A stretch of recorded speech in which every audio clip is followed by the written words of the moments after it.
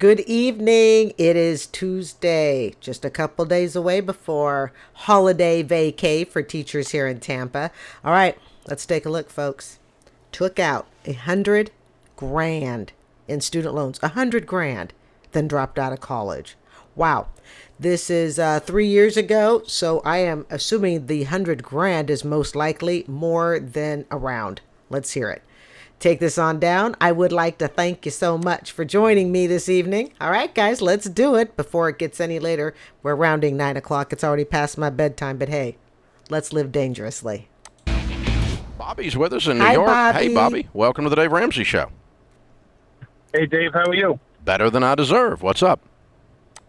I just have a quick question. I've been doing your plan since December myself. Paid off over $23,000. It's kind of a household name now in my home. But unfortunately, I'm having a little issue trying to educate my daughter with student loans that she's incurred because she went to school for a couple of years, decided not to go back, and now she's approximately $100,000 in debt with the student loans. And I'm just concerned because I don't think she's really taking it seriously like she should. Wow. Wow. Wow. That's a lot. That's a lot to digest. All right, so what we really have here is a father who is concerned that his daughter has taken out 100 grand of student loans and has basically dropped out of school and feels like she's not as concerned as she should be. Now, I'm going to give you my first impression, okay? Just my very first impression. Even the father doesn't sound that concerned. Okay, if I knew my child had taken out 100 grand, dropped out of school, okay, I would be panicked. I would have a lot more worry in my voice. I would have a lot. I mean, this is just me, okay? I would have a sense of panic. Just something to think about, okay? That if I were listening to the dad's tone and didn't know what the conversation was, I wouldn't think anything serious was going on. It was just kind of like, well, I'm just kind of concerned. No, Dad, you should be almost terrified because basically this daughter of yours has just bought herself a master's degree. All right, maybe even pushing the limits of a PhD. You're talking 100 grand. So let's say for sure a master's degree. And she has nothing to show for it. She's dropped out of school. This is incredibly worrisome. This is stay up night worrisome, and it's not even my money. Dad almost sounds casual, so almost makes me wonder if the daughter probably got the casualness from him. And there's also the thought of she clearly was not skilled in money. And like many of us with student loans, okay, she's going to find out the hard way. She's going to find out the hard way just how difficult it is to get rid of this. Wow. How old is she? She's 20. Okay. Pause. Now, I think about, the age group that I teach, and I teach, maybe on the young side, if it's sixth grade, it might be 12. Maybe on the higher end, it pushes up to 14. By an average, I teach about 13-year-olds. The idea that within 6-7 years, these guys could be 100 grand in debt for something they never even completed. 100 grand just boggles my mind. At least when I was 90 grand and it, 85 and it rose to 110 over 16 years, at least I had a double master's to show for it. And I am working in the career of the second master's degree. This is mind boggling. This goes to show you just how disconnected she is with what she's done. And I'm not going to jump and say the parents are at fault, okay? However, where were the parents as this was going on? Now, I know she's an adult. She can sign her own dotted line, yada, yada. We know this. But we also understand that student loans are one of the things that students think they understand and they actually don't. Just like with adults. We sign off on student loans and we find out we didn't quite understand it. Where was the parenting and where was the guidance as the debt was being accrued? This is like heart sinking debt. Okay. Okay. Does she live in your home? She lives at home with us, kind of close, and I think she just thinks that she's still in high school at certain times, and she's really not taking this the adult way. Yeah. She's going to find out when they start calling for her. I'm assuming this is her debt, that this is not a Parent Plus loan. If it's a Parent Plus loan, well, that's going to change things. If this is in her name, her debt, she's going to find out pretty fast. And like I said, I don't want to blame the parents, okay?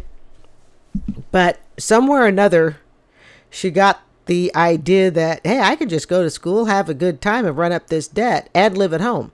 So were the parents perhaps indirectly, what is it called, assisting her, kind of with her love of carelessness or not becoming an adult? Were her parents somehow assisting her? I can't think of the word. It's when you help somebody you don't really intend to, but you're kind of helping them. I just can't think of the word. Yeah. Enabling. That's the word. Were the parents in some way enabling her? Somehow or another, she got the idea that this is all fine. And I'll be really honest. Like I said, even the dad doesn't sound that concerned. So if the dad doesn't sound that concerned and she's running up all this debt, she's living at home because her parents are allowing her to live at home as she runs up this debt with perhaps no rules, no expectations. I know my mom always told me, okay, my late mother would tell me, if you're going to stay at home, it's because you're going to school. Now, I was more than happy to get out of the house, so she didn't have to push me out the door, okay? But there's no way I'd be living at home and then dropping out of school and just still living at home. So in an indirect way, her parents could be enabling this behavior. Tell her she's got to move out. Thank you. See? Snaps. Exactly. Yeah. You don't just drop out of school and then expect to live at home. Unless and again, if the parents are going to enable her, then the parents have no one to blame, okay, for the situation even the parents may find themselves in. And that's with a adult kid living at home. Well, I've brought that up, but my wife seems to think that she won't be able to do it. And oh, yeah, she can do it. It's called work two jobs, and it's kind of like, don't let reality hit you in the ass as you walk out the door. Okay, if the parents are going to enable her, then they're just simply they can't blame anybody but themselves. They need to look themselves in the mirror. I know she could do it, but that's the biggest problem is how would she be able to pay the student loans and how would she be able to pay rent? And yes, and millions of people, daddy-o, figure it out on their own.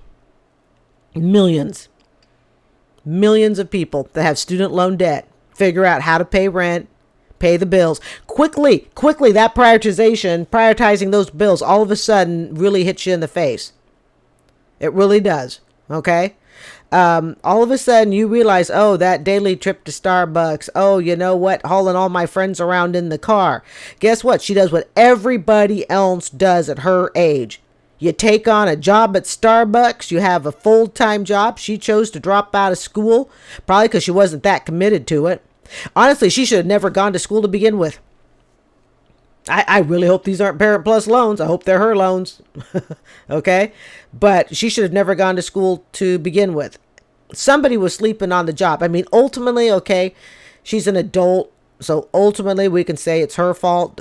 Meaning it's the daughter's fault. But if they're going to go around thinking, well, how is she going to make it on her own? Well, parents, she's staring down the barrel of $100,000 in student loan. That's only going to go up over the years. So unless you want a daughter living at home the rest of your life, right? Car insurance and phone and everything else. I don't know. If she's not going to take your advice, I guess she needs to figure it out. Put her butt in the street. I wish my mom could be listening to this right now. Well, when your mom had done that to you? She gave me the option when I was 19, and I actually moved out, and I did learn from what she was telling me. Yeah. I learned from 2 bankruptcies. Hey, life gets you. You sink or swim. Okay? Sink or swim. If this girl is going to be coddled by her parents, they're going to have a nightmare on their hands when that kid hits about 24, 25, and she has no intention of moving out. You found out later she was a genius. And the older you got, the smarter she got. Yeah. So, no, I'm serious. Here's the thing. No one is going to live under my roof that I love while I finance their immature, irresponsible behavior. It's not good for them.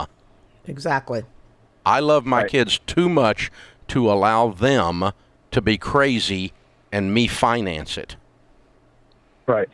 So I want them to find their way one way or the other. The least painful way for your daughter would be for her to wise up and listen to her old man, because he's a genius, okay? I'm serious as a heart attack, because the best thing for this kid mathematically would be to go, okay, I'm going from 13 years old to 33 years old emotionally because I decided to today. And I'm going to get industrious, and I'm going to take 3 jobs and have the benefit of living at home with no rent and no food cost and no utility cost. And I'm going to attack these student loans with a vengeance because my dad convinced me that that's the best way for me to get out of this debt. And, Right. you know, sit down with her and reason with her and tell her that that's what's going to happen. But here's the thing, okay? The three jobs, she's going to have to, well, I should say her parents are going to have to enforce and be on the same page with any rules that they're going to have. If she feels that she can play one parent against the other, then all of his efforts are for nothing. Okay? If she thinks she can play one parent, and from what I can tell, they don't sound very unified. All right? They do not sound very unified. And really, what she's going to learn and what she needs to learn, just like I did, just like most of us do, she needs to learn the consequences of her actions. She needs to learn the financial consequences. This is an astronomical amount of debt to take to drop out of school. Absolutely astronomical. We're not talking, she took on 15, 20, 25, okay, 1,000. We're not even talking 50, 70. This chick's taken on 100 grand. So somewhere or another in her chain of life experiences, she just doesn't see herself as being responsible for anything. And I'm also willing to bet, depending upon, where she went to school and stuff, this wasn't all spent on school. This was spent on a whole lot of crap, that made school fun. I can almost bet that. I don't think these parents, this couple is unified enough that they're going to be able to enforce it.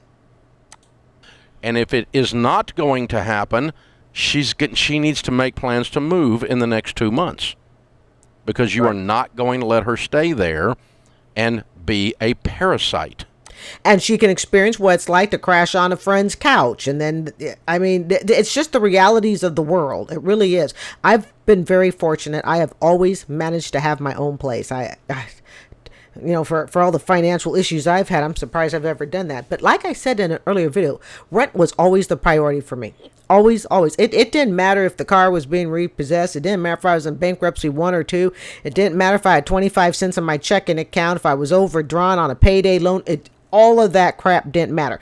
I always have had a roof over my head because that always came first. She needs to learn how to prioritize stuff. But the parents are looking at a real nightmare, because this is an astronomical amount of debt for someone to drop out of school in, which also tells me she doesn't complete things really well. Okay? She's kind of, I won't say a party girl, because I don't know that, but she does not complete things. And like I said, this 100 grand, I guarantee it to you, this wasn't all on school. This was on a lot of party and fun stuff. But the other hurdle is myself and my wife, because then it causes a conflict between us. Well, then your wife needs to understand what's the definition of an enabler. Oh, yeah, snaps. Thank you. It may be Tuesday at 9:25 p.m., but I got my thinking cap on. Did I not say, audience enabler? Did I not say I don't think the two of them are on the same page? And you wonder why the daughter's in the situation she's in. Do you see a connection there? The daughter sees what's going on and how the household is run. The daughter just simply picks up those habits. Nobody seems to commit to anything. Dad can't commit, with mom and how to, deal with the daughter living at home. Daughter can't commit to college. They're all enabling. Mm-hmm. Because your wife is not helping your daughter. She is hurting your daughter. because your daughter is continuing to live in a delusional state about how life works because your wife is allowing it. And so she's bringing harm to your daughter. And what do they say about divorce? The number, and I believe it is the number one reason is financial. I really hope these are the daughter's loans and these are not Parent Plus loans. I'm assuming these are the daughter's loans from the direction of the conversation. See, people say all the time, Dave, that's tough love. No, it's love. I love her. Best thing for this child is for this child to become an adult. Right. It is the best thing because any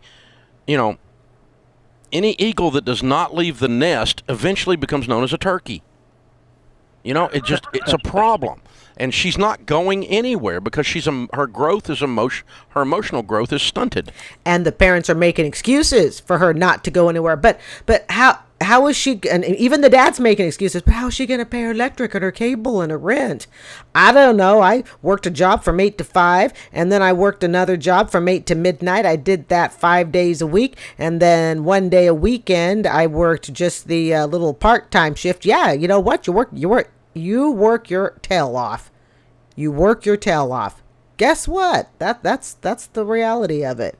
But do you notice the dad has a string of excuses too? So the dad's got his excuses, but then he's kind of blaming mom, saying his wife. Okay, his wife won't see things the way he does. They've all got their excuses. And they all have their enabling. Yes. She's acting like she's 13.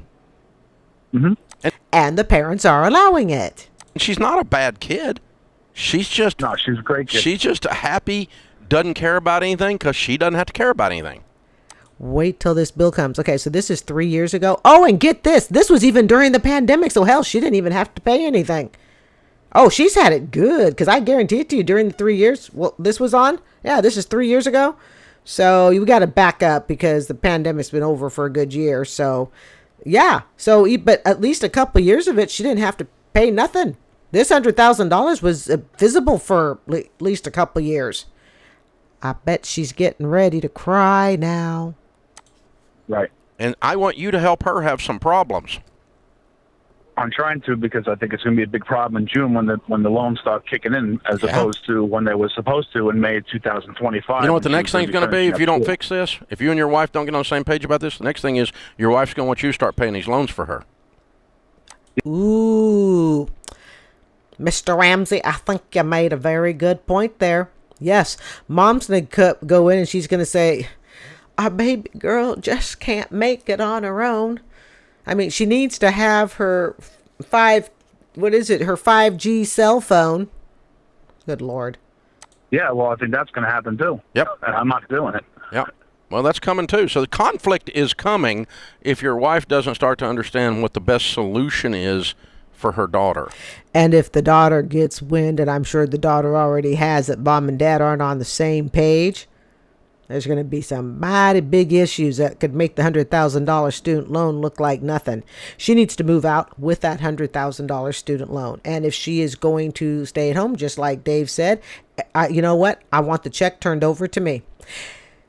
She is still young enough. She can be on their insurance, I believe, till the age of 25. If she's, but I think that's if you're a student. I don't know how that works. Okay, you might have to be a student. Not sure about that. But I do know in some cases you can stay on your parents' insurance till like 25 or so. But I don't know if you have to be a student for that. She's going to play these two sides. She's going to play mom against dad. Mark my words. And so it's not a matter of being mean. It's a matter of loving someone enough to help them to the shortest path out of their pain. And sometimes to do that, you just got to be mean. And the shortest path is for her to listen to you, and you're moving into the street. If you don't listen to me, is a good way to get somebody's attention. Mm-hmm. And I really would do that. I mean, because I love her. You're not going to live under my roof and do cocaine. You're not going to live under my roof and smoke pot. You're not going to live under my roof and ... right? You and your boyfriend aren't staying in the bed upstairs. That ain't happening at my house. Okay? I got those issues too. You know, that kind of stuff, right? So it's just not happening under my roof. If you're going to do that kind of crap, you're doing it somewhere else and you're writing the checks. And so we had a real clear understanding with this of our kids growing up, and actually all the way through college, that we pay for their college, but you're going to behave and walk in such a way that you have a... But did they establish this with the daughter before she went to school? In other words, okay, especially if the daughter was living at home, while she was going to school. See, there are always questions there's information I'd always like to ask if I could, take the call myself. I think I would do a better job sometimes if I could take the calls. That's my journalism background kicking in. Okay. I want all the details. Okay. All the tea, not just part of it. But if she was able to live at home while she was going to school, okay, did they establish for her what the rules would be during school, what the consequences would be if she did not complete the program, what would be expected to happen, after school? Did they establish this with her? Because I sense that they did not. That's just a sense, And if she was living at home when this happened, where the heck was all this money going to? I mean, like, what was being bought? Because living at home to get it, and this isn't even a degree yet, so she doesn't even have a bachelor's degree. What did $100,000 go to? A job, and you're living on a budget, and you're not misbehaving with your character. And she's probably going to need roommates. That's a fact of life. A lot of people have roommates. I've just been very fortunate. I've never had a roommate, as far as just a roommate. You went through school, and you're going to have a plan to get out of school in 4 years, and they all four graduate in 4 years. But we weren't mean to our children. We were tough enough on them to let them feel the realities of life so that it built muscles in their character. They needed to experience, okay, I think this is the end of the call. So I'm going to go ahead and end it here. They needed to experience, character building stuff.